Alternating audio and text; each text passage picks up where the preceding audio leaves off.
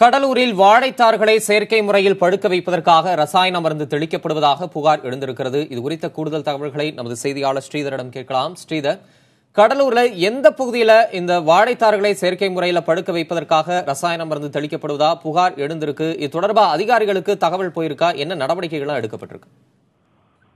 தம்பி தமிழரசன், கடலூர் நகரத்தின் மைய பகுதியில் செயல்படுவது கடலூர் மாவட்ட உழவர் சந்தை.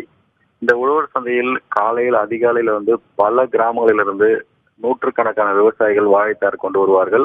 இந்த வாழைத்தார் உடனடியாக பழுக்காது. அதே சமயத்தில் ஒரே சமயத்தில் அனைத்து வாழைப்பழங்களும் பழுக்காது என்ப காரணத்தினால் எத்ரால் அப்படின்ற ஒரு ரசாயனத்தை அதிகாலையிலே கொண்டு வந்த பிறகு விவசாயிகள், வியாபாரிகள் அதை தெளித்து விற்பனை செய்கிறார்கள். இது பல நாட்களாக தொடர்கதையாக வருகிறது. குறிப்பாக மாம்பழத்தை பழுக்க வைக்க கார்பெட் கல் பயன்படுத்தப்படுகிறது. அதே போல் வாழைப்பழத்தை பழுக்க வைக்க இந்த எத்ரால் என்ற ரசாயனம் பயன்படுத்தப்படுகிறது. இது பல நாட்களாக தொடர்கதையாகிறது. இதைதான் தற்போது நாம் காட்சிப்படுத்துகிறோம். இது சம்பந்தமாக அந்த பகுதியில் விற்பனையாளரிடம் நம்ம கேட்டதற்கு ஒரே சமயத்தில் பழுக்க வைப்பதற்காக இதை பயன்படுத்துகிறோம். ஒரு பழமாக பழுத்தால் அதை யாரும் வாங்க மாட்டார்கள், அது வியாபாரம் ஆகாது. அதனால் ஒரே சமயத்தில் அனைத்து வாழைப்பழங்களும் பழுக்க வைக்க இதுபோல் திட்டத்தை கையாள்வதாக சொல்லப்படுகிறது. ஆனால் இந்த எத்தனால் பயன்படுத்துவதால் உடல் உபாதைகள் பல்வேறு வகையில் வரும் என்ற ஒரு தகவலும் உள்ளது. ஆனாலும் இதை தடுக்க எந்த விதமான அதிகாரிகளும் நடவடிக்கை இல்லை. இது வெட்ட வெளிச்சமாக அதிகாலை 5 மணிலிருந்து 6 மணி வரைக்கும் இந்த விற்பனை என்பது தொடர்கிறது. தம்பி தமிழரசன், ஸ்ரீதர், உழவர் சந்தையில் இருக்கக்கூடிய பழங்களிலே இந்த மாதிரியான நடவடிக்கைகள் மேற்கொள்ளப்படுகிறது. இது தொடர்பாக அதிகாரிகள் கவனத்திற்கு எடுத்து செல்லப்பட்டுமா நடவடிக்கை எடுக்கப்படவில்லை? இது குறித்து அவர்களிடம் பேசினீர்களா?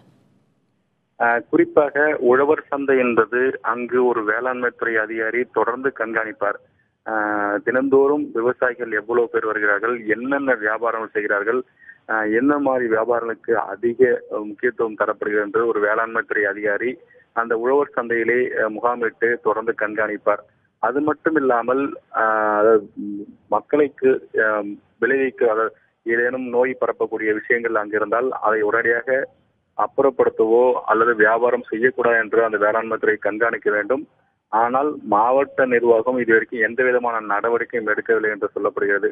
இந்த ரசாயனம் என்பது பல நாட்களாக தெளிக்கப்படுவதாகவும் இது சம்பந்தமாக பொதுமக்களே பல முறை புகார் தெரிவித்ததாகவும் சொல்லப்படுகிறது. ஆனால் எந்த விதமான நடவடிக்கை எடுக்கப்படாத காரணத்தினால் நாம் பல முறை காத்திருந்து இதை நாம் தற்போது காட்சிப்படுத்தியிருக்கிறோம். இந்த எத்ரால் என்பது அருகிலே ஒரு கடையில் அதிக அளவு விற்பனை செய்யப்படுகிறது.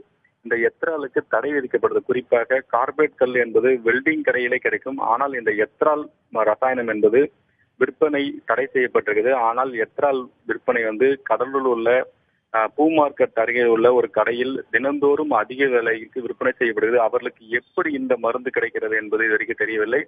ஆனாலும் இது மறைமுகமாக வைத்து விற்பனை செய்யப்படுது. இந்த மறைமுகமாக விற்பனையில் தான் தற்போது வியாபாரிகள் விலை கொடுத்து வாங்கி இந்த பழத்தை பழுக்க வைத்து விற்பனை செய்கிறார்கள்.